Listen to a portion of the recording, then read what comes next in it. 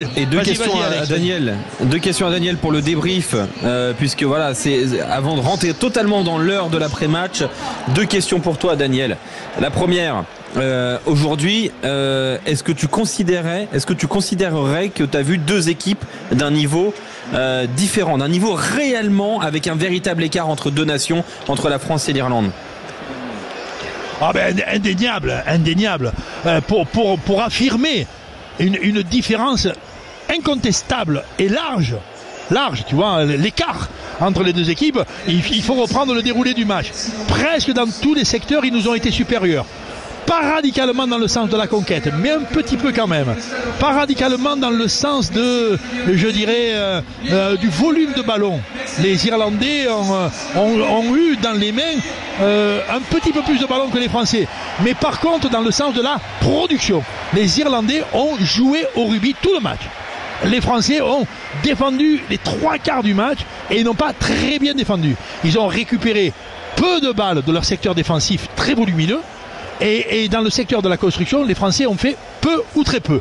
Il y a un insondable écart entre le désir de construction, l'utilisation de la balle, le jeu de rugby produit. Là, nous sommes dans... Il y a un écart considérable. Nous avons fait peu ou très peu. Dans le secteur du combat, dans le fameux secteur, on ne reviendra pas, mais de l'énergie combative, quoi, tu vois. Bon, on a fait peu. On a eu 2 ou 3 molles un peu efficaces, une mêlée, bon, gentillette, ça veut dire en production, quoi. Qu'est-ce qu'on a fait avec des ballons de ça?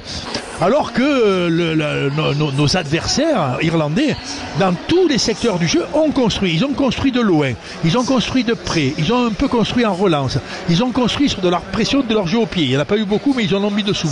Ils ont construit à partir de tous les ballons qu'ils ont gagnés dans les phases ordonnées. Dans les phases ordonnées, touches, ils ont construit. Presque toutes les touches, ils nous ont fait un truc. Tu vois, sur les mêlées, presque toutes, ils ont fait un truc. Tous les ballons qui sont partis derrière ont été l'objet d'une construction. Tous, il y a eu des redoublés, des sautés, des retours intérieurs, tu vois, du travail, en train de malaxer une défense par la préoccupation. Bon, en même temps, comme ils sont incontestablement plus huilés collectivement, on disait tout à l'heure, c'est pas une offense non plus, mais on disait, tel qu'on les voit aujourd'hui, ça fait un moment qu'on les voit, ça fait 4 ou 5 ans, ils ont ce jeu-là, ils ont cette huile-là, ils ont cette précision-là, ils ont cette application-là, mais ils ne l'ont refait aujourd'hui, hein. Ils l'ont refait jusqu'à la demi-finale de la Coupe du Monde, et ils sont dans ce continuum. Eux, ils n'ont rien à innover, ils ont un peu à améliorer ça. Aujourd'hui, ils nous montrent un bon niveau quand même, ils nous montrent un très bon niveau de rugby européen. Ils nous filent 40 points, ils nous marquent 5 essais, ils ont 7 occasions ou 8 occasions d'essais. Et leur meilleur joueur, c'est un enfant trouvé dans la rue à Dublin, il a 22 ans. Tu vois, ça atteste en même temps qu'il y a une espèce de préoccupation de valoriser un peu de ces ventilations de groupe. Le 15 d'Irlande, il est en place. Il n'a pas beaucoup bougé à partir des douleurs de la Coupe du Monde. Le nôtre, il est fracassé. Il a sans doute beaucoup bougé dans son cœur après la Coupe du Monde. Et nous avons surtout la sensation que rien ne s'est produit dans l'évolution des choses, quoi. Bah justement, tiens, rapidement, une réponse rapide. Je sais que c'est difficile. Je sais. Entre la défaite en quart de finale face à l'Afrique du Sud, on va dire la vraie fausse analyse de la part de Fabien Galtier, la conférence de presse, tout ça, et aujourd'hui ce premier match, est-ce que tu as l'impression qu'on a tiré les leçons de la Coupe du Monde suffisamment du côté du staff des Bleus? Ah ben non, on n'a pas lu les paramètres de la déception. Pourquoi on a perdu?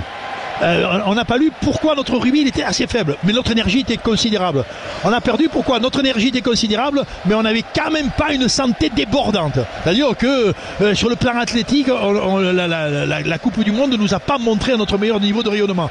On a perdu parce que en rien nous n'avons produit pendant toute cette Coupe du Monde, y compris le quart de finale non pas désastreux mais décisif pour le destin.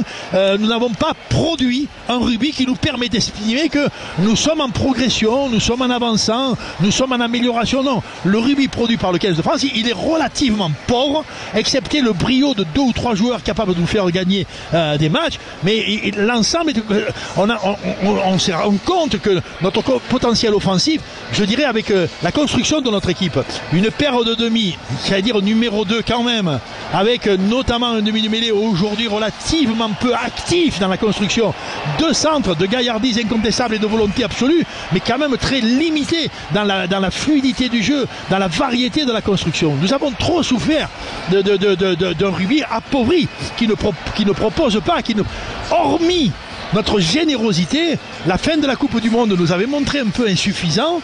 Tu vois, on a été vaillant jusqu'au bout, on a été une équipe remarquable sur le plan de son entité collective. Tu vois, c'est une belle équipe, mais ce n'est pas une grande équipe de rugby. Et aujourd'hui, il y a de la douleur dans les cœurs des hommes. On n'est pas très très bon. On n'est pas très très joyeux, on est quand même un peu angoissé sur la qualité du rugby qu'on va produire et on ne sent en rien un signe d'évolution.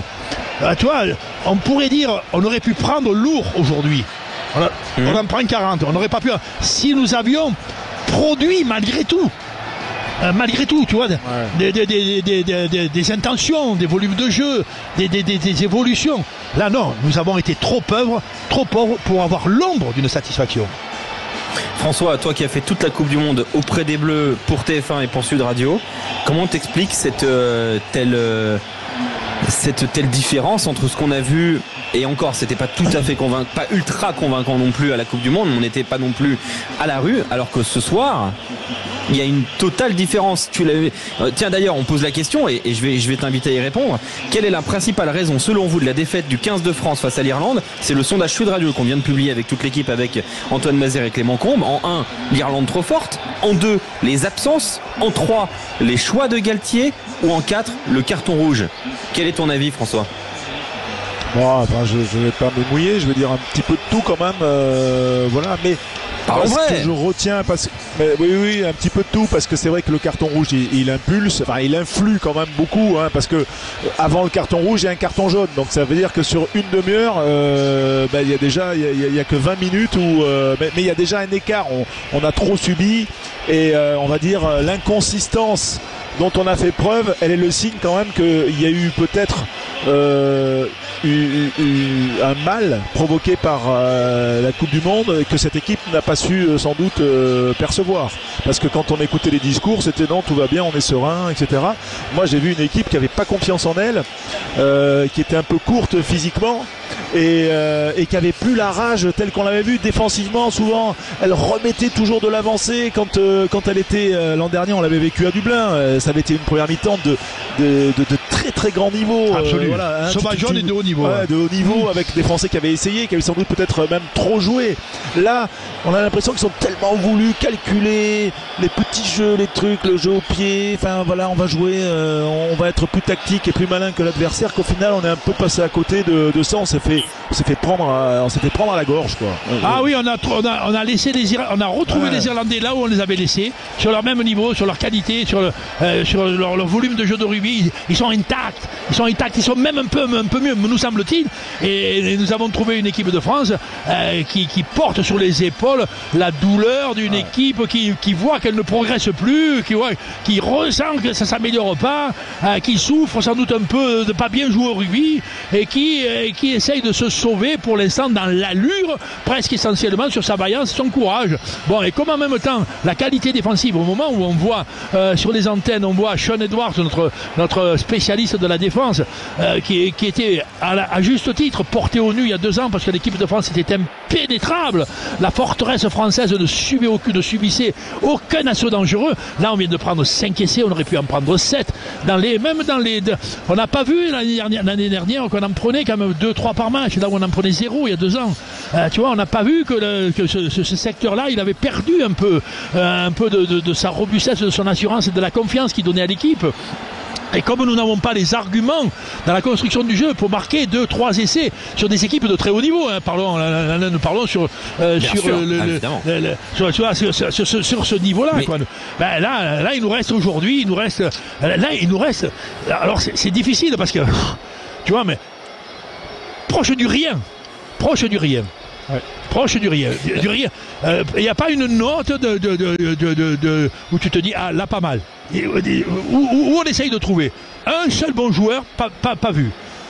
Un seul secteur du jeu, la défense, non. Le secteur offensif, encore moins que non. Tu vois, non, mais c'est vrai. La défense, c'est globalement ce qu'on voit de la part des auditeurs d'ailleurs sur le Twitch de Sud Radio. Le secteur de pied. Tu vois, le secteur de pied. On a clairement ça. Ouais.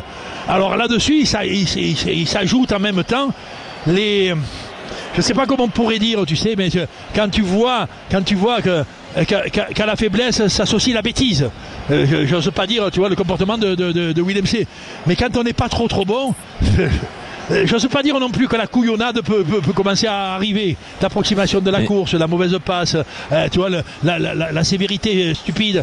Là, et ça se voit, les comportements pas vraiment individualistes, mais je suis assez content moi, des 7 ou 8 dernières minutes avec l'arrivée des jeunes. Mais je sens en même temps que dans l'arrivée des jeunes, tu as une volonté de dire qui est presque un peu égoïste. Tu es presque un peu égoïste, tu vois ça.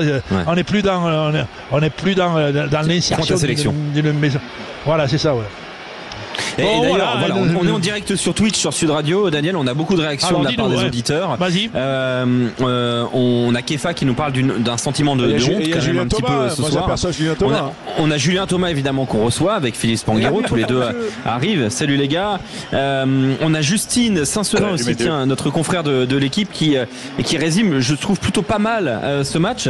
Elle dit on a perdu la bataille sur laquelle on avait misé, le combat. Pas un ballon rapide à jouer, beaucoup trop de temps et d'énergie passée à défendre, dominer sur les impacts en défense comme en attaque, l'intensité combattue. On s'est fait battre sur l'intensité combattue. La sensation, c'est qu'aujourd'hui, dans tous les secteurs et notamment dans notre fer de lance, dans le combat, nous avons été battus. Julien Thomas, je te sens abattu, Jules. Et c'est aussi le cas de El Matador 77 qui nous dit je suis abattu. J'ai l'impression que c'est aussi ton état actuellement là. Premier match face à l'Irlande, la grosse écurie, numéro 1 mondial, et puis surtout au Vélodrome, tu te dois d'être, mais là c'est humilié, donc un peu abattu forcément ce début de tournoi. J'ai vu une équipe de France abattue, pour moi je suis abattu là maintenant du fait qu'il y a ce dernier quart d'heure quand même, j'ai l'impression que même on baissait les armes. Honnêtement, j'ai l'impression qu'ils se disaient au bout d'un quart d'heure avant la fin qu'il fallait rentrer au bus et rentrer à l'hôtel, que le match il était interminable. Et ça, cet caractère que montre cette équipe de France, on l'avait jamais vu jusqu'à présent. Et ils m'ont fait un petit peu douter sur ce voilà, potentiel de mental. Maintenant, il y a X facteurs dont on va parler si vous voulez, mais qui sont à remettre en question. On est là jusqu'à minuit. Hein. Et d'ailleurs, vous pouvez nous appeler 0826 300 300 et vous réagissez aussi. Vous êtes près d'une vingtaine déjà à commencer à réagir sur la chaîne Twitch de Sud Radio. Philippe Spanghero, toi, alors, on va pas vous mentir, on vous dit totalement la vérité. Philippe était au Vélodrome pour l'avant-match. Philippe a quitté le stade durant la partie. C'était insoutenable pour toi, Philippe. Franchement, je l'ai mal vécu. Je vous cache pas que. Non, mais t'es parti du stade en courant en pleine rencontre. Je suis parti en courant à la mi-temps. Je suis parti en courant à la mi-temps pour pas louper grand chose. Et je vous écoutais à la radio et j'ai vu l'entame de deuxième période. Je me suis dit putain, je vais louper un scénario. J'en rêvais. J'aurais été frustré, mais ça n'a pas eu lieu. Non, honnêtement, j'ai pas voulu. C'est facile de le dire après coup, mais j'étais très inquiet avant ce match. Je le répète, je trouve que on a peut-être minimiser le traumatisme de cette élimination en Coupe du Monde. Je pense qu'on va mettre beaucoup de temps à le digérer. Je trouve aussi que on a voulu se rassurer qu'on a mis un mouchoir un peu vite sur des joueurs peut-être en bout de course, et ça me fait mal de le dire parce que c'est des joueurs qu'on aime, mais Gaël Fickou aujourd'hui est en difficulté. Moi, ce qui m'interpelle aussi et ce qui fait qu'on est un peu abattu, c'est que des joueurs par exemple qui étaient toujours capables de nous remettre dans le sens de la marche, un joueur comme Damien Penaud aujourd'hui passe à côté. Voilà, des joueurs qu'on avait l'habitude de voir être des leaders capables de nous remettre dans le sens de la marche. Donc il y a beaucoup de signaux faibles. On se posait la question avant le match de savoir comment il valait mieux démarrer. Est-ce que c'était face à une grosse écurie ou à une petite, entre guillemets, comme l'Italie? J'avais dit qu'il valait mieux un gros parce que face à une petite, on n'aurait pas eu les réponses à nos questions. Là, on a quand même les réponses à nos questions et honnêtement, on les prend en pleine gueule et ça fait quand même mal. Ouais, il y a une certaine douleur. Ça fait très mal. Hein. Ouais. C'est vrai que est-ce qu'on s'attendait, on savait que ça allait être difficile face à l'Irlande, Daniel, François, mais l'ampleur quand même nous laisse un petit peu pantois parce que en fait très rapidement, je me souviens dans ta voix, François, et aussi dans la tienne, Daniel, aux alentours de la 25e, on se dit oh là là, ça va être long, ça va être dur, ça va être long aujourd'hui. Je crois qu'à un moment, François, tu dis pour l'instant il y a rien à dire quoi. Il y avait 17-3. On était spectateurs de cette volée, hein, qu'on prenait.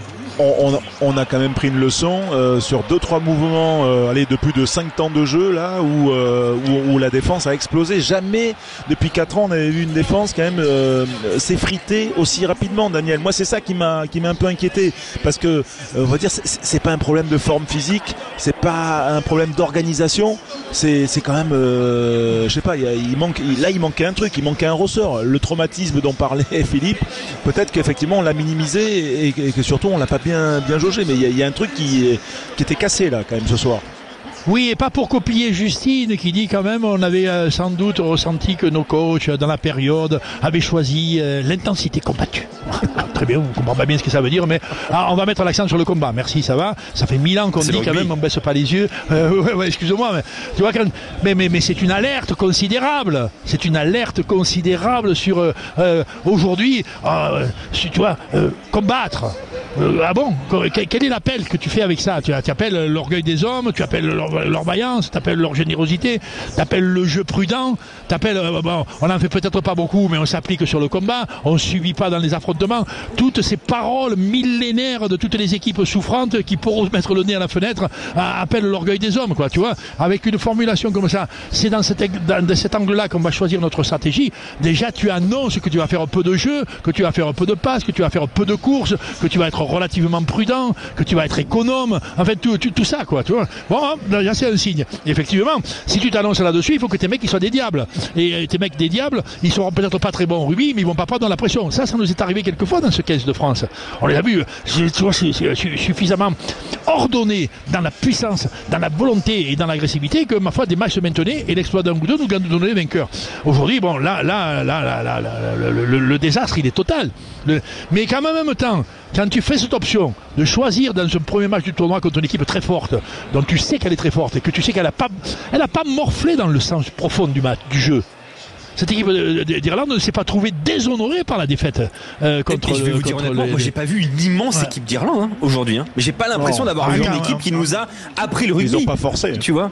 Oui, mais quand même, tu te rappelles les matchs qu'ils font en quart de finale contre les Blacks, pardon. Ils jouent toute la Coupe du Monde, ils battent les Bocs en poule, ils perdent au millimètre contre les Blacks en demi-finale, et ils jouent toute la Coupe du Monde. Ils jouent beaucoup, ils construisent beaucoup, ils sont certes dans l'ordre, dans la méthode qui laisse penser que parfois c'est assez facile à lire, faux. Tu vois, et là tu les retrouves intacts. Les nôtres, tu les retrouves avec une angoisse sur le contenu, ils vont faire quoi? Et à la sortie, ils continuent à pas faire grand chose, et simplement en puissance, en fraîcheur, en agressivité, et même dans le sens du combat où malgré tout nous avions quelques aisances, à la sortie on prend 3 essais sur molle, on n'en marque quasiment aucun, et on est aux limites d'être débordé dans tous les secteurs. Là, nous sommes bas, très bas, nous sommes souffrants dans le cœur, probablement un peu et surtout dans la qualité de notre rugby. Désolé. Voilà. On a Kefa qui nous dit sur Twitch, Fabien Galtier peut pas nous sortir sa langue de bois habituelle, je cite évidemment, il devra cette fois-ci répondre aux questions. J'imagine que c'est une référence à la conférence de presse qu'il y avait eu après la Coupe du Monde, où finalement on était resté sur on va dire un débrief qui avait été quand même très light. Est-ce qu'aujourd'hui, là, ce soir, Fabien Galtier, il doit parler clairement sur ce qui s'est passé, ce qu'il doit s'exprimer plus clairement ce soir, au lieu d'utiliser des formules un peu philosophiques étranges? Je peux répondre. Moi, je pense que déjà, d'une manière générale, il doit s'exprimer plus clairement, voilà, dans la victoire comme dans la défaite, parce que souvent sa communication est alambiquée. Mais après, ouais, il pourra pas se dérober sur le fond. Mais le problème, c'est que quand tu ouvres la boîte de la défaite, après tu rentres dans le cercle vicieux du doute. Et voilà, est-ce qu'il faut changer? Est-ce qu'il faut changer reconduire tel joueur, faire rentrer des jeunes? Enfin, on rentre dans tout ce qu'on a connu et qu'on a un peu oublié ces 4 dernières années, mais qui va animer quand même nos discussions et qui va forcément mettre la pression sur cette équipe qui est forcément dans le doute là ce soir. Ben oui, il va falloir. notre coach et les gens, le collectif qui gère notre équipe nationale, se doit de constater objectivement que la façon dont on traite le jeu de rugby à ce plus haut niveau, là, des 4 ou 5 meilleures équipes du monde, nous en sommes la moins bonne. Nous le traitons avec du talent de quelques hommes, sur l'orgueil de beaucoup quand même de notre équipe, sur une application d'ensemble basée sur la solidarité, mais quand même sur une qualité de... Le rugby a pris ensemble, quoi. Le rugby a pris ensemble, le rugby travaillait ensemble. Le rugby d'une équipe qui joue au rugby et qui varie et qui propose les différentes choses que l'on peut faire sur un terrain de rugby pour dominer un adversaire. Un adversaire sur un terrain de rugby, ça peut se dominer par la puissance, le combat. On avait mis, semble-t-il, autour d'un mot étrange, toi, l'énergie combattue, ok, très bien, mais c'est là-dessus, ça ne nous a pas donné. Sur un terrain de rugby, tu peux essayer de jouer dans l'axe du contournement avec, tu vois, eux, ils en ont fait énormément, nous, on n'a presque rien fait là-dessus. Nous avons été bas, pour ne pas dire piteux. Ça fait beaucoup. Et si tu regardes sur la construction collective, c'est-à-dire quand les 15 jouent ensemble, quand les 15 construisent ensemble, quand les 15 se déplacent ensemble, à partir de situations où tu as essayé de provoquer une désorganisation, ce qu'on appelle les schémas appris, tu mets en place des situations, les Irlandais nous l'ont fait 1000 fois, sur un lancement de jeu qui est travaillé, répété, qu'on appelle une combinaison de fait. Oui. Il crée un petit déséquilibre et à partir de là, ça me voit.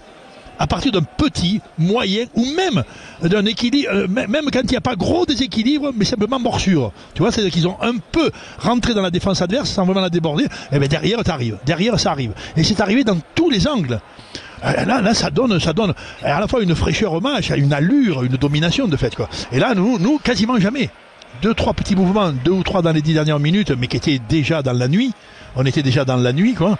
Et fin de cette première mi-temps, où on a 2-3 petits trucs. Mais là, il faut constater que la phrase à mes yeux fera mal, quoi. Hein. Mais nous jouons mal au rugby depuis un moment et nous jouons de plus en plus mal. Du coup, je vous pose la question qu'on pose à tout le monde. Je la rappelle, si vous nous rejoignez sur Sud Radio, bienvenue sur notre antenne. On est là à l'issue de la défaite de l'équipe de France face à l'Irlande 17 à 38. L'équipe de France donc qui s'est quand même largement inclinée. La question qu'on vous pose, quelle est la principale raison selon vous de la défaite du 15 de France contre l'Irlande? En 1, est-ce que l'Irlande était trop forte? En 2, est-ce que ce sont les absences? En 3, est-ce que ce sont les choix de Fabien Galtier? Ou en 4, est-ce que c'est le carton rouge? Philippe Spanghero. Honnêtement, comme François, je pense qu'on ne peut pas résumer à un choix. C'est un peu de tout ça. En tous les cas... c'est pour ça qu'on a dit la principale raison. Les Irlandais étaient trop forts. Non, la principale raison ce soir, c'est que les Irlandais nous ont surclassés complètement. Je ne vous ai pas écouté à la mi-temps, j'ai commencé à la fin de la mi-temps à vous prendre c'est scandaleux. Pendant que je quittais le stade, mais ça me fait de la peine, Philippe. Je sais pas les stats pendant les 30 premières minutes, mais on a moins de 30% de possession. On a 42% on a 47% de possession en première période et 41% d'occupation en première période. On termine à 42-56. Non mais on compense sur les 10 dernières minutes. À la 30e, oui, tout à fait, oui. À la 30e, on est à moins de 30% de possession. On est rentré une fois dans leur zone de à la 10e minute de jeu, Lucu avait touché 10 ballons et Gibson Park en avait touché 36. Voilà, on finit le match avec 36 à 79. Par exemple, Jack Rowley a touché 33 ballons. Les Irlandais, ceux qui construisent, et notamment l'animation offensive autour du porteur de ballon, où nous on a 2, 3, allez, maximum 4 joueurs sans ballon autour qui proposent des solutions mais qui ne sont peut-être même pas efficaces parce qu'on n'a pas un jeu huilé. Eux, les Irlandais, on dit qu'ils ne sont pas forcément très forts ou très créatifs. Mais dans la création de cette animation autour, on voyait les Français défensivement qu'ils étaient aux aguets. Ils étaient là, mais sur les talons complets. Et ça a permis à ces Irlandais... Non, mais t'es en train de nous raconter quand même que l'équipe de France a été surprise du jeu irlandais. C'est quand même pas normal. Ah non. Si t'es surprise, c'est que c'est mal préparé. Pas surprise, mais tellement huilé que l'Irlande a été bonne ce soir. Avec un animateur qui était leur numéro 10 Crowley, qui était très bon ce soir aussi, avec Gibson Park. Pour finir sur les mètres gagnés au total, je sais pas si Alex t'as une stat, mais ils ont gagné toutes les 319 à 397 à la main. C'est considérable. C'est pas non plus un immense écart, mais c'est quand même assez conséquent. Quand même. Ah ouais, là, c'est le reflet. Quasiment 100 mètres. Mais les Bleus sont sanctionnés 8 fois contre 12. Donc c'est pas trop mal. On perd quand même 4 ballons en touche aujourd'hui. J'ai pas les mêmes stats.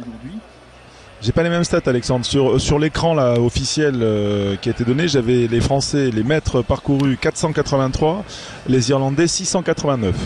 Donc bon, tu vois, moi j'ai Opta, je sais pas si on a la même chose, mais non, c'est signifiant, peu importe après dans le détail, mais nous on est très précis quand même. Mais oui, non, la data, c'est important, la data. Mais sur l'allure générale, ils nous ont mordu dedans plus, ils ont franchi plus, ils ont mis le nez dans le dos de notre défense plus souvent, ils ont mis le nez dans notre embut beaucoup plus souvent. Tu vois, ils ont créé des impulsions sur l'ensemble du match plus incisives, pas forcément en gagnant beaucoup de mètres, mais le nombre de fois où ils ont gagné ces 2 ou 3 mètres qui donnent l'impulsion pour la construction ensuite, c'est très largement pour eux. Alors la raison, moi honnêtement, équipe de France qui ne joue pas bien au rugby, faute numéro 1, le coach. Faute numéro 1, le coach. Désolé, c'est quoi qu'on présente? C'est quoi qu'on présente là, honnêtement. William C, il est à la rue en top 14, il est titulaire aujourd'hui. C'est déjà quand même une grande surprise. Mais la construction de cette seconde ligne, dès le premier jour, elle apporte trouble. Dès le premier jour, on dit qu'est-ce qui se passe, tu vois ça. On a de l'indécision sur la puissance, sur la course, sur quel type de jeu. Là derrière, on arrive avec une formulation encore une fois, mais c'est quand même plutôt vers le combat qu'on va mettre l'accent. À la sortie, c'est échec. Moi, non, cette équipe de France, elle est sans âme, c'est pas le mot. Elle est sans charpente. Elle est sans robustesse, ce qui a fait quand même longtemps sa force. Et en même temps, après, on peut pas non plus nier, honnêtement. Mais c'est pas l'évidence, puisque William C, il sort à la 30e minute. Bon, ça fait quand même déjà, on avait joué à 14 quand même pendant la première demi-heure. Mais quand même, c'est ce qu'on ressent, on le ressent depuis le début du match. L'absence, jouer à 14 tout un match, c'est très, très difficile. Comme te dirait les All Blacks ont perdu une finale de Coupe du Monde, tu vois. Mais avec d'autres arguments, malgré tout, dans la rectification du nombre. Là, nous avons, ça nous a fait souffrir. Mais ça nous a fait souffrir dans quel secteur? Celui de la puissance, il nous a manqué. Non, pas trop. Tu vois? Bien qu'on a pris quand même 2 essais sur molle. Ça nous a fait souffrir sur et puis sur le déplacement collectif, sur l'organisation du jeu, tu vois, sur l'organisation collective, sur les déplacements de l'ensemble de l'équipe, on a la sensation Daniel, qu'il nous a manqué. Aldrit 34 mètres parcouru ballon en main, Cross 19. Movaka 11. Au-delà, sinon, en dehors de ça, parmi les titulaires devant, il n'y en a pas un qui est au-dessus de 10, alors que chez les titulaires en Irlande, devant, Sheehan 22, McCarthy 32, d'ailleurs, très gros match de McCarthy, Tagburn 32 mètres, Josh Van Der Fleer 13 mètres, Callahan Doris 51 mètres. On a quand même des gros écarts devant. Sur le terrain. Ouais. Ah oui, non mais nous, alors souvent il nous arrive d'analyser le monde d'un match à partir des noms que nous prononçons, tu vois. C'est sûr que Charles Olivon aujourd'hui on n'a pas prononcé de son nom. On a dit il est vaillant. Ok, tu vois. François Cross, c'est-à-dire l'utilisation de la balle par nos avants quasiment jamais. Un peu Movaka, et d'ailleurs 2 ou 3 fois on a la sensation qu'il réimpulse, notamment sur l'essai de fin de première mi-temps. 10 minutes après il part au frigo. Un truc un peu bizarre. Et derrière, je me souviens que l'on dit de façon un peu espiègle, pour pas dire un peu impertinente, pas méchante incontestablement de notre part, mais on a cité Danty à la fin de la première mi-temps, il touche un ballon. Tu vois. C'est-à-dire que, tu vois que dans la construction, les hommes qui transmettent, qui activent, qui impulsent, ils viennent pas dans l'analyse. Dans l'analyse, ils viennent, on est vaillant, la défense tient, on souffre. Là, nous sommes, on disait un peu délabrés presque dans tous les secteurs. Mais dans les secteurs, il y a la touche qui est pas bonne, 4 ballons perdus, l'organisation défensive qui est pas bonne. Ça, c'est les secteurs clés du jeu. L'organisation défensive qui est pas bonne, on a pris quand même 5 essais.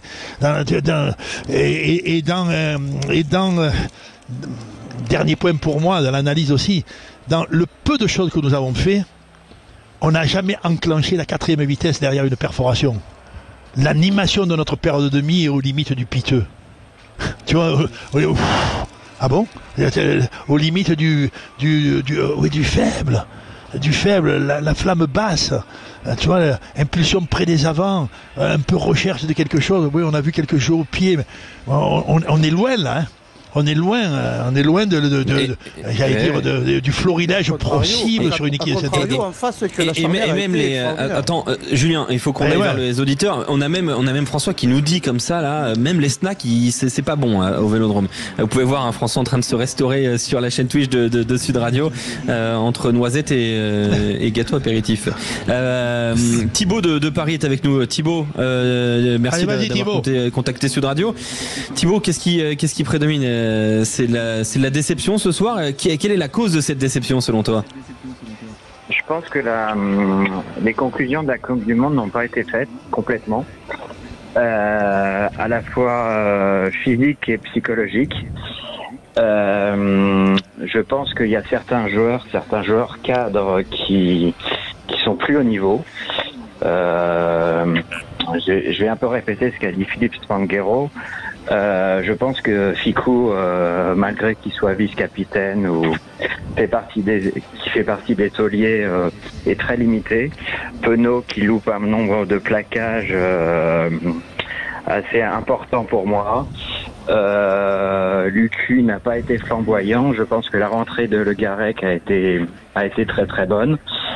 Après, sur l'ensemble du match, moi je m'attendais pas à ce que la France gagne avec 15 points d'écart. Je pense que ça allait être très très serré. Finalement, on se prend une petite dérouillée. Voilà, c'est un peu mon analyse à chaud. Non, mais et je vois que Daniel la partage. Vous pouvez d'ailleurs voir la réaction de Daniel. C'est vrai, notamment sur Penaud Ramos aujourd'hui, c'est 5 ballons perdus à eux deux, par exemple, pour vous donner un ordre d'idée. Et c'est vrai que les conclusions de cette Coupe du Monde n'ont pas été tirées, semble-t-il. Ah ouais. C'est assez difficile à formuler, mais on n'a quand même pas la sensation que Thomas Ramos, depuis un an, il est en amélioration.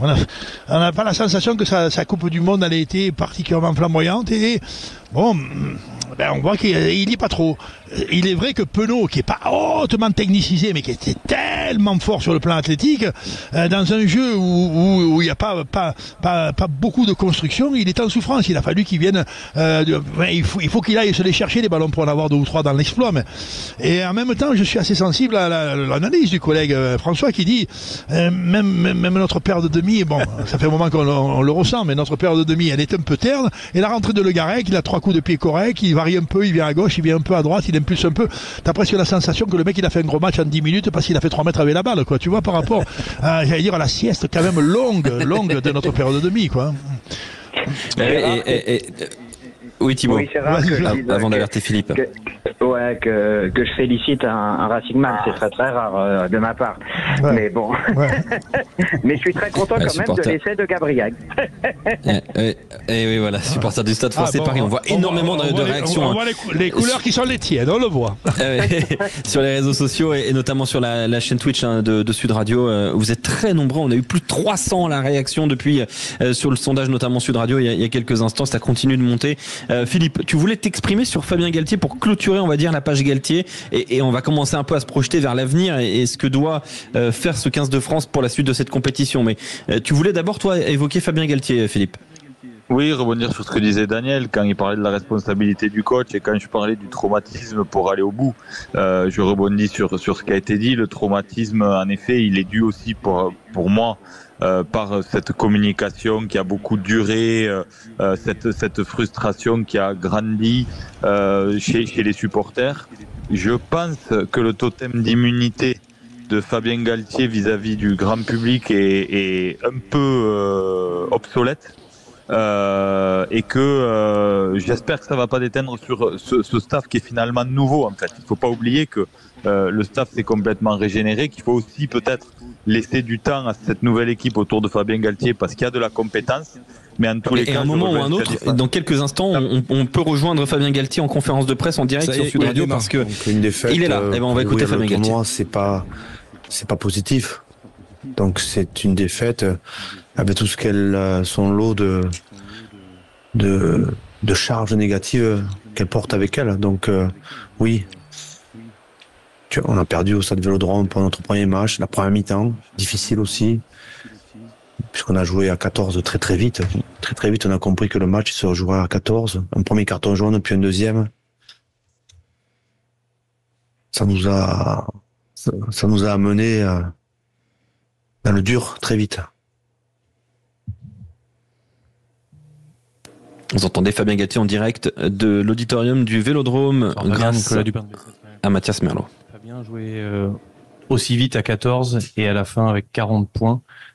C'est plus qu'un coup dur pour vous ce soir ? C'est une défaite en ouverture du tournoi avec un scénario très particulier. à 14, vous l'avez dit, et 5 essais encaissés. C'est un moment, on va dire, à vivre collectivement, et un moment, on va dire, dur. Mais le tournoi continue, il reste 4 matchs à jouer.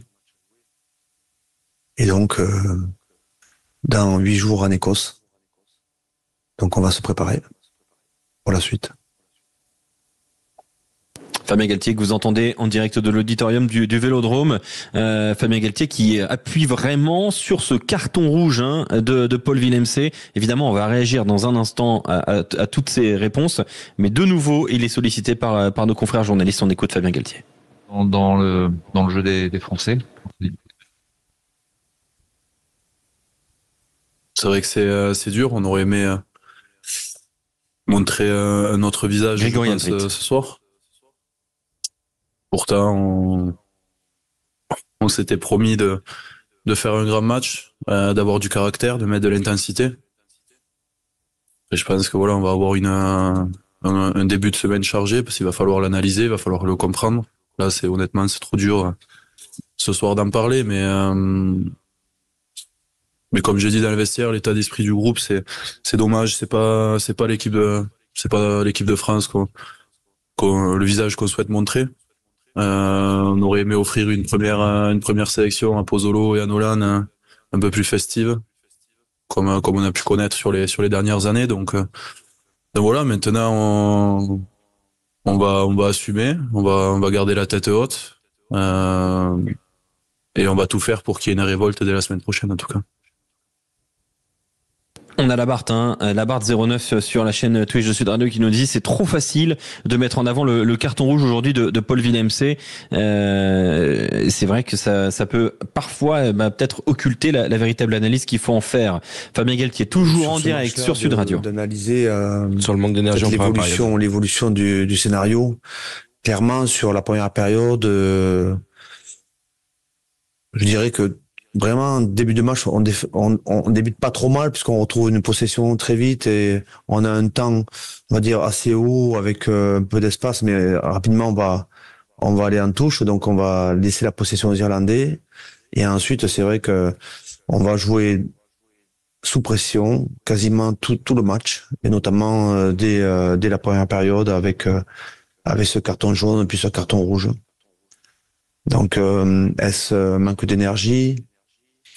On va réfléchir, on va essayer de comprendre dès lundi. Alors là, il y a quand même la question du manque d'énergie. Petite réaction quand même. François Trio, Daniel Hérault. Daniel, je te dis au revoir. Je te fais coucou. On te fait tous coucou sur la chaîne de Sud Radio. Ouais, bon, je salue tout le monde. Simplement pour dire que le manque d'énergie, il nous a semblé qu'il était incontestable quand même. Donc le plan de la fraîcheur pose une petite interrogation sur ce match. Mais de fait, c'est joueur de rugby du 15 de France avec une aussi faible potentialité rugbyistique pour offrir à un adversaire qui lui était en place et qui était incontestablement beaucoup plus enthousiasmé à la fois dans sa santé et dans sa volonté de jouer. Voilà. Merci Daniel. Donc, on te retrouve donc face à l'Écosse. À l'évidence, allez, rentrez bien, allez, à très bientôt. Allez, ciao les minots, ciao. François, t'es toujours là ou tu veux aussi prendre un congé? Je suis toujours là, je vais fermer le stade, il y a les jardiniers moi, donc écoute, salut Daniel. On a Tristan à 2906 qui nous dit pour moi ça montre les limites d'une méthode plus que les joueurs, même si c'est un mauvais match des joueurs évidemment ce soir-là. Alors moi je suis un peu partagé parce que voilà, c'est vrai que cette équipe elle peut réagir. Je trouve que ce qui est inquiétant, et je comprends le désarroi des supporters, c'est que on n'a pas vu vraiment une attitude de cette équipe qui pourtant a toujours été résiliente à l'intérieur des matchs, toujours fraîche autant physiquement que dans son agressivité. Là on l'a pas vu ce soir. Donc pourquoi? Est-ce que c'est à cause du carton rouge? Sans doute. doute, ça a joué. Mais quand même, dès le début du match, contrairement, je trouve, à ce que dit Fabien, moi, on a l'impression qu'on a joué, on a fait que du jeu au pied dans la boîte pour pas prendre de risques. Mais à un moment, il faut en prendre un peu quand même des risques, parce que, et alors, on peut se faire contrer, mais à un moment de pas construire. L'an dernier, quand même, ce qu'on avait vu, on perd 32-19, c'est vrai, mais on avait vu quand même une première mi-temps il y avait eu 46 minutes de temps de jeu effectif dans le match l'an dernier. On avait vu un match, mais vraiment une première mi-temps. Mais pour moi, c'est l'une des meilleures premières mi-temps que j'ai jamais vues dans un match de rugby. Même si à la fin on perd, mais on avait vu des choses. Là, sincèrement, et voilà, c'est pas que l'absence de Dupont, c'est pas que la faute de Galtier. Je sais pas. C'est peut-être stratégie, moi je pense. Julien, rapidement, avant de retourner à la conf en direct. Non, stratégie Fabien Galtier. Moi, je pense qu'elle est passée à côté totalement et c'est d'où l'échec de ce match. Dans le fait que, avec des nouveaux joueurs, connaissant un peu Fabien, c'est pas s'exposer, c'est pas vouloir, parce que le jeu n'est pas huilé dans le collectif, offensivement. Donc, il s'est reposé sur sa dépossession, sauf qu'on est passé à côté et dans le combat que d'habitude on doit exceller, et défensivement, vraiment subir les 1 contre 1 et la passoire qu'on a pu connaître pendant cette partie. Donc, forcément, en face, ça a déroulé. On a Guigui qui nous dit, ça fait combien d'années que Ramos n'a pas relancé un ballon en équipe de France? Il y a quelques années, on le présentait comme un joueur frisson sous Galtier. C'est un joueur dépression. Alors ça va peut-être un peu loin la formule, je la comprends, hein, Guigui, mais c'est quand même pas mal trouvé. C'est vrai que du côté de Toulouse, c'est pas exactement le même Thomas Ramos. On revient du côté de l'auditorium du Vélodrome avec la conférence de presse en direct sur Sud Radio de Fabien Galtier et du capitaine Grégory Aldrit. Ça se passe mal. C'est une sélection. Et je vais payer les conséquences du fait que ça se passe mal. Surtout pas. Surtout pas. Surtout pas. Donc j'imagine pas aujourd'hui, mis à part les blessés, le forfait. On a 2 forfaits. Donc Romain Tao qui a une infection finalement à la jambe, de plaie, qui était forfait aujourd'hui. On a Paul Villemc qui a pris un rouge, donc il pourra pas jouer en Écosse. Et on a Reda Vardy qui est blessé au poignet. Je pense qu'il sera forfait. Donc c'est les seuls changements qui sont prévus dans le groupe pour la semaine prochaine.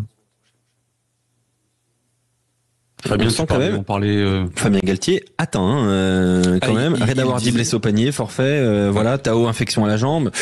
Et quand même, ça a l'air d'être. Il semblait vraiment très touché moralement parce que pendant que vous discutiez, j'ai écouté Fabien Galtier et il disait là pour l'instant l'émotion est trop forte pour pouvoir faire une vraie analyse. Il va falloir se remettre mentalement de cette défaite.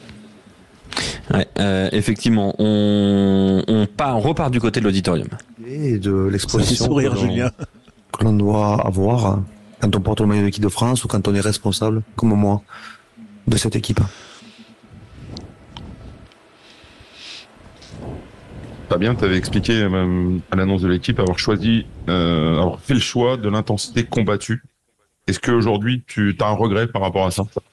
Non, honnêtement, on n'a pas eu.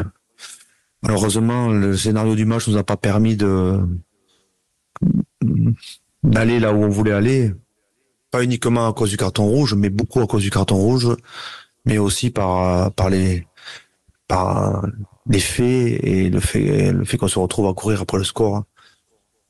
Malgré le fait qu'on revienne à 17-10 à la mi-temps, donc on se dit c'est possible, mais on n'a pas de marge de manœuvre. Ensuite, il a fallu s'adapter le mieux possible pour coacher assez vite, pour essayer d'apporter de l'énergie. Et on est revenu encore à 7 points après avoir encaissé un essai. Et ensuite, on a pris ce 5e essai, donc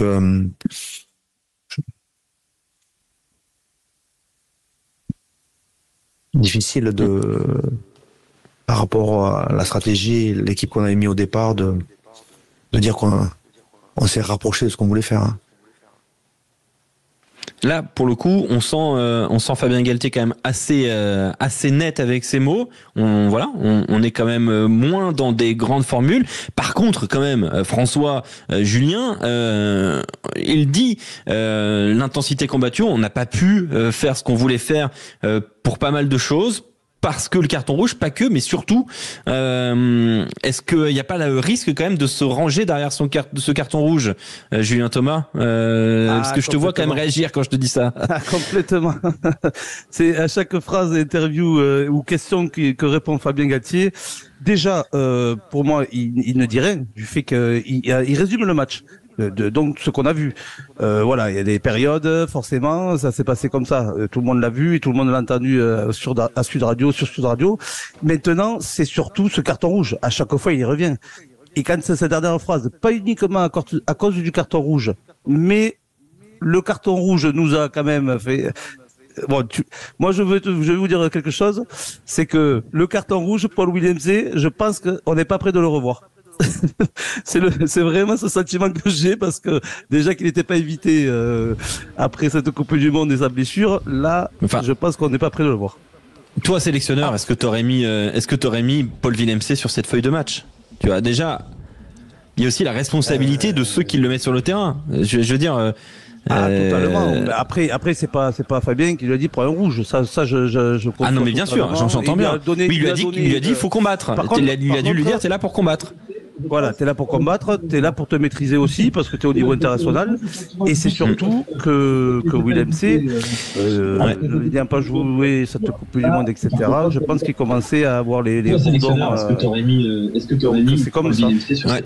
On entend un écho chez quelqu'un. Je pense que c'est chez Ahmed.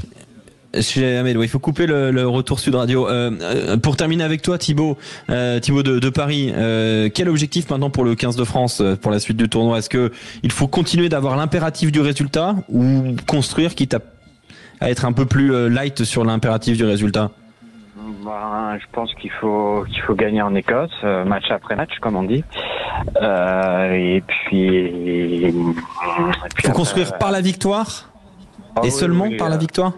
Oui, rien que la victoire, peu importe si c'est d'un point, mais rien que la victoire. Après avoir d'après ce que j'entendais à la conf de presse et de ce que vous avez diffusé sur Sud Radio, il a l'air quand même bien abattu le Fabien Galtier là en direct. Il l'est.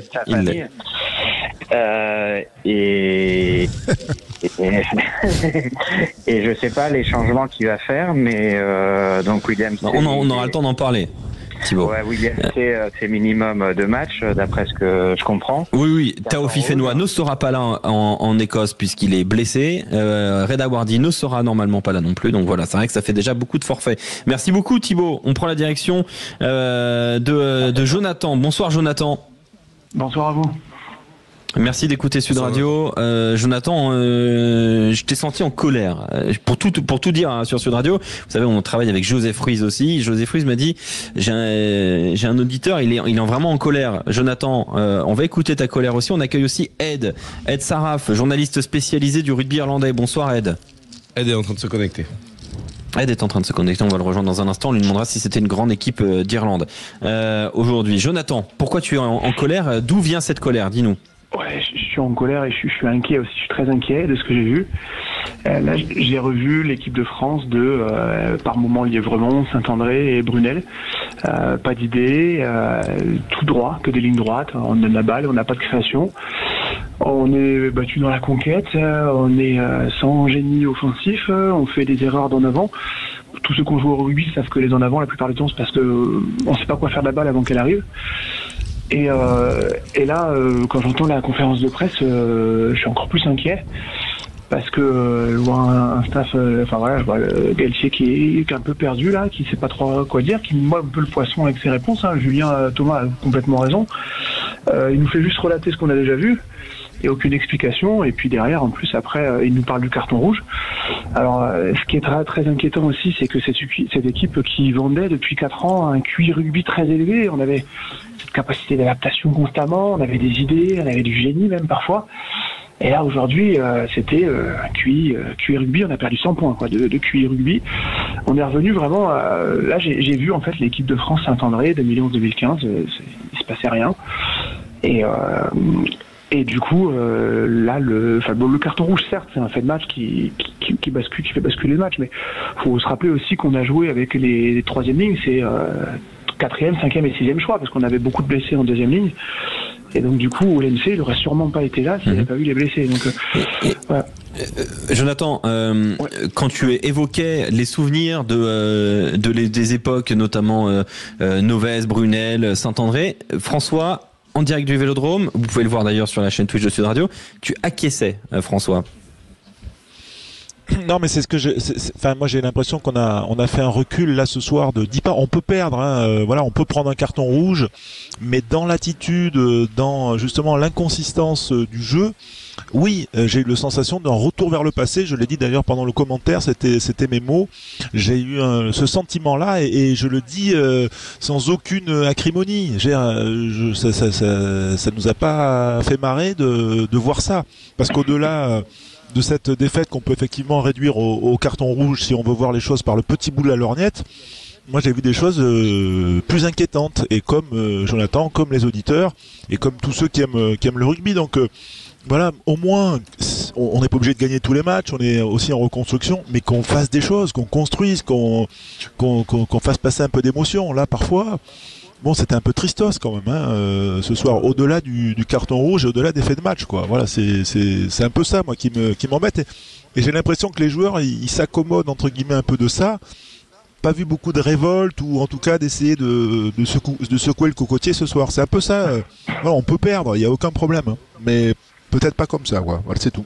Parce que tu as l'impression que les joueurs sont restés dans le cadre très défini, très restrictif, au lieu de laisser l'orgueil les guider sur le terrain. C'est quand même pas un super signal, hein, quand même. Hein, enfin.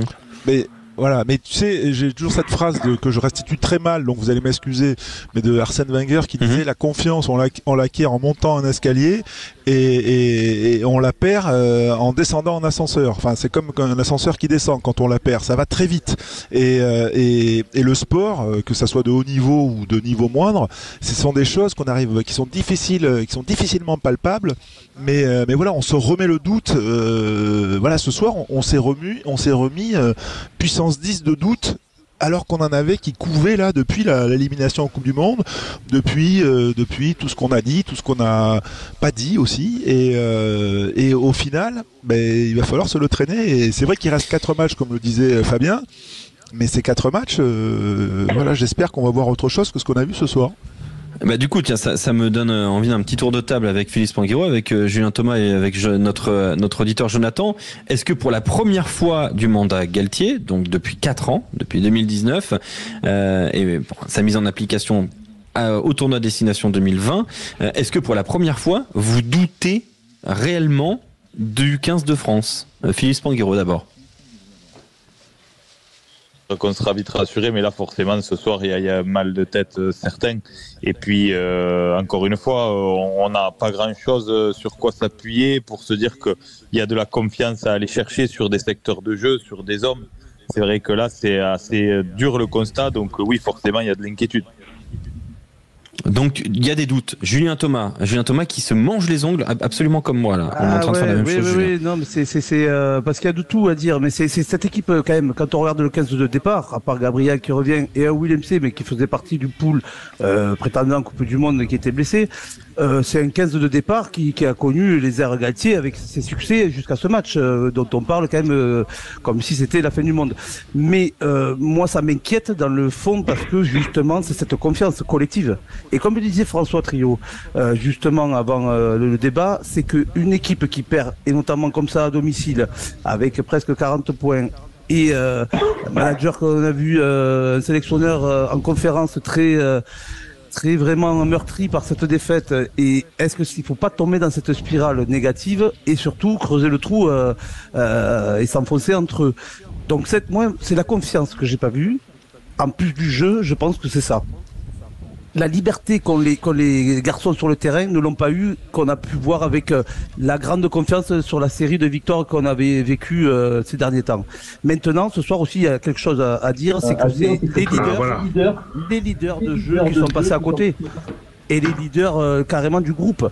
Et donc ça a amené encore une fois cette spirale négative de confiance pendant le match. Philippe, salut. Il nous dit bonjour. Ah Philippe, pardon, je croyais que c'était que Quentin qui me parlait. J'avais dit que tu devais vous quitter. Salut.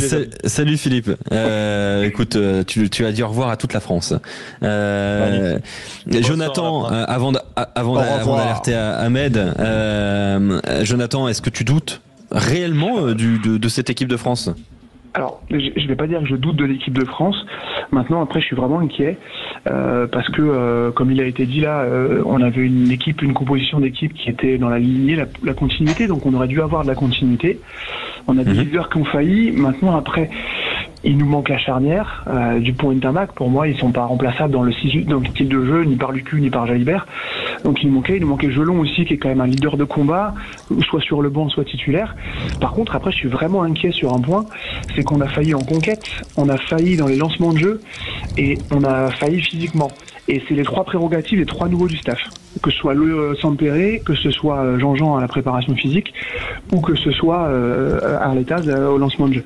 Donc ça, c'est particulièrement inquiétant, par contre, parce que c'est les 3 prérogatives, les 3 nouveaux du staff. Voilà. Donc je suis pas encore douté, mais je suis un peu inquiet, ouais. Très inquiet. Et François Trio acquiesce à nouveau. Bonsoir, Ed. Non, mais moi je veux pas.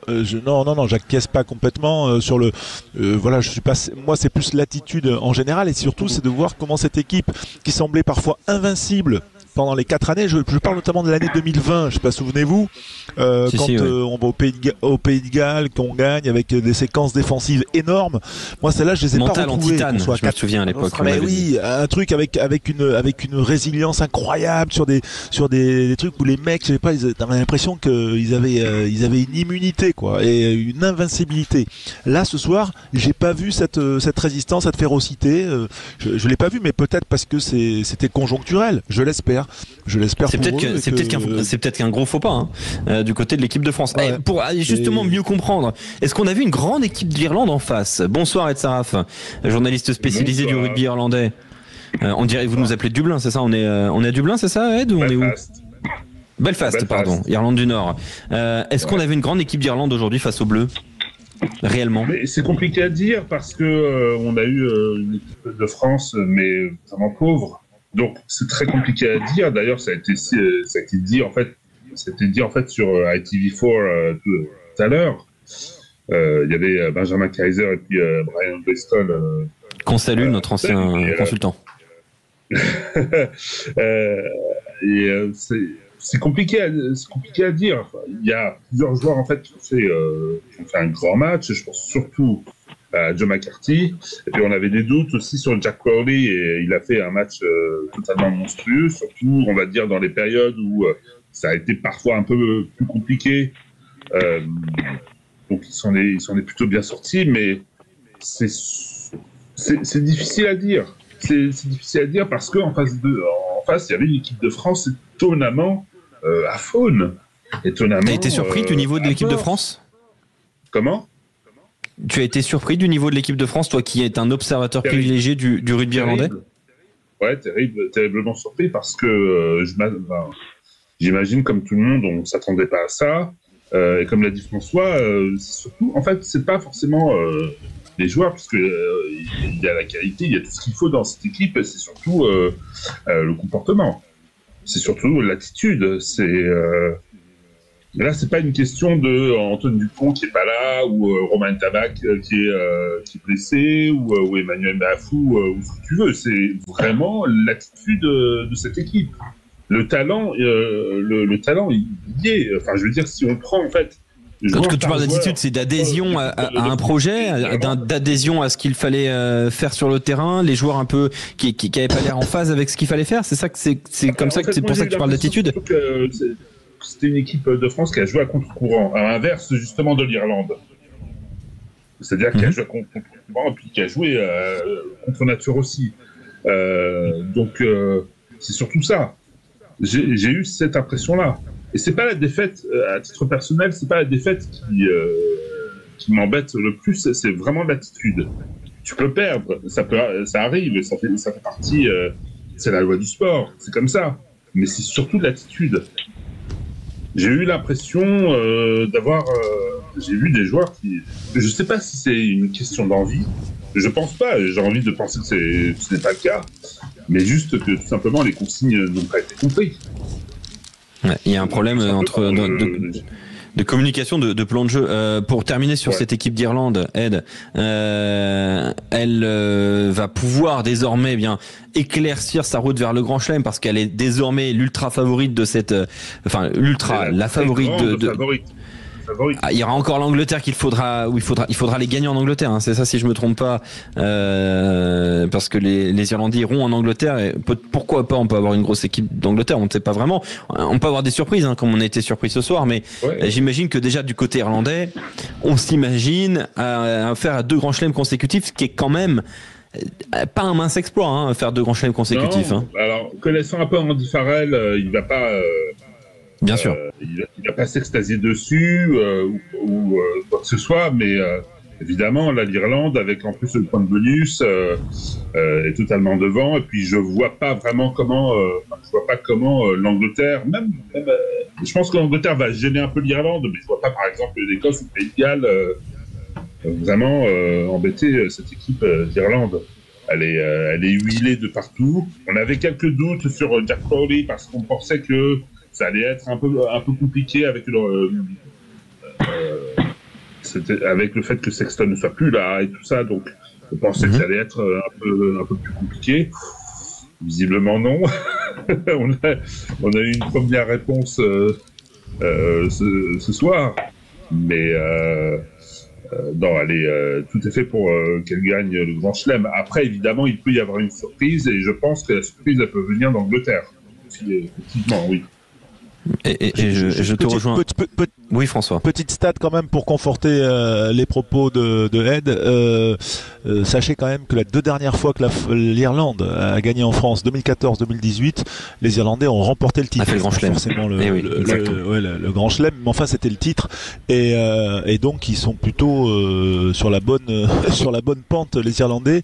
Et sincèrement, moi je les ai retrouvés au niveau où on les avait laissés. Et surtout, on sent qu'ils sont sans Sexton, gagner sans Sexton face aux Bleus, c'est quand même une anomalie dans l'histoire récente de l'Irlande. Hein. On l'avait dit dans l'avant-match. Moi, je ne sentais pas la retraite de Sexton comme un problème pour les Irlandais, parce qu'on sent que tout est millimétré quoi, chez eux. On sent qu'ils sont tous détenteurs, ils s'approprient tous le projet de jeu et qu'ils ont envie de jouer ensemble. C'est simple. Hein. Parfois le rugby, c'est vrai que si le plan de jeu est clair et que les joueurs ont la sensation de pouvoir y participer, voire d'apporter des choses particulières dedans, quand on voit aujourd'hui que McCarthy, qu'on a très peu vu ces dernières, c'est avec ce maillot-là, et qui prend la place de James Ryan et qui fait un match monumental, on se dit effectivement que le plan de jeu, ça donne envie de jouer dedans en fait, ça donne envie de jouer dans ce plan de jeu-là de l'Irlande. Et ça c'est à l'image de sa saison avec le Leinster. Alors c'est une des satisfactions du Leinster, c'est justement lui et Ryan Baird aussi. Et voilà. Donc merci beaucoup Ed d'avoir été avec nous sur Sud Radio. On t'oublie pas évidemment durant ce tournoi des destinations. C'est toujours super d'avoir un avis aussi éclairé que le tien. Merci beaucoup Jonathan. J'espère que demain, parce que demain quand même il y a la suite du tournoi destination avec Italie-Angleterre, avec aussi Pays de Galles-Écosse, et puis avec la 14e journée du Top 14. Tout ça, ce sera évidemment en direct en intégralité sur Sud Radio. Mais merci d'avoir été avec nous Jonathan. Haut les cœurs. Hein. Ça va nous aider à digérer. Ça va nous aider à digérer la défaite de ce soir, de voir la suite du week-end. Et puis honnêtement, le tournoi de destination, c'est toujours mieux de voir Dupont avec Toulouse. Quelle phrase horrible, quelle douleur. Merci François de cette douleur. Si vous nous rejoignez sur Sud Radio, l'équipe de France est inclinée 17-38. Les réactions demain dans le Grand Matin Week-end, le journal des sports avec Morgane Thomas. Et puis si vous voulez tout de suite avoir des réactions, vous allez sur la page Twitter de Sud Radio Rugby. Il y a des extraits de toute l'émission. Il y a même les essais, des extraits de la conférence de presse. Tout ça a été formidablement concocté par Clément et Antoine. Merci à tous. Ça a été une très belle soirée de rugby malgré la défaite. On était très heureux d'être avec vous sur Sud Radio. Belle soirée à tous, bonne nuit, et on espère que demain ce sera un meilleur jour.